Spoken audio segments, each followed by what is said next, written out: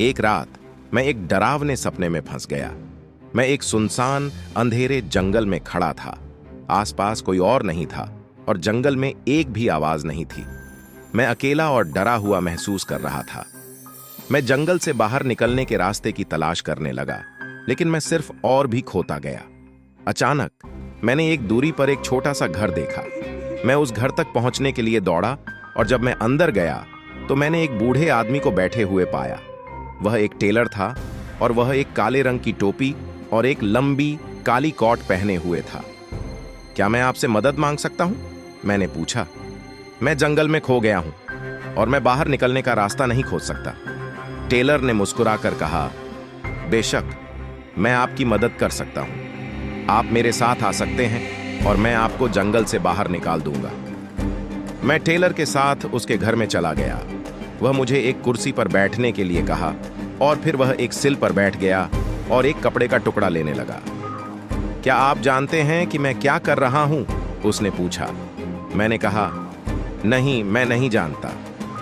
मैं एक सपनों का दर्जी हूं, उसने कहा।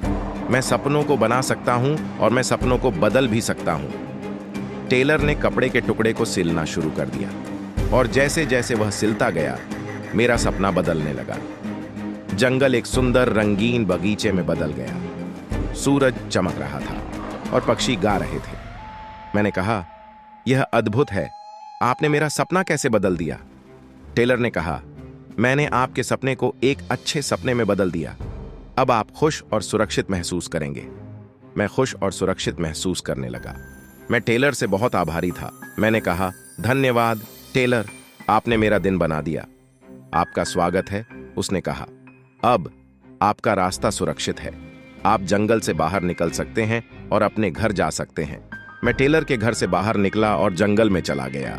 जैसे जैसे मैं चला, मेरा सपना मेरे पीछे रह गया। मैं जंगल से बाहर निकल गया और अपने घर पहुंच गया। मैं सो गया और जब मैं उठा तो यह एक सुंदर दिन था। मैं बहुत खुश था कि टेलर ने मेरा सपना बदल दिया था। मैंने कभी टेलर को दोबारा नहीं देखा, लेकिन मैं कभी उसका सपना नहीं भूलूंगा।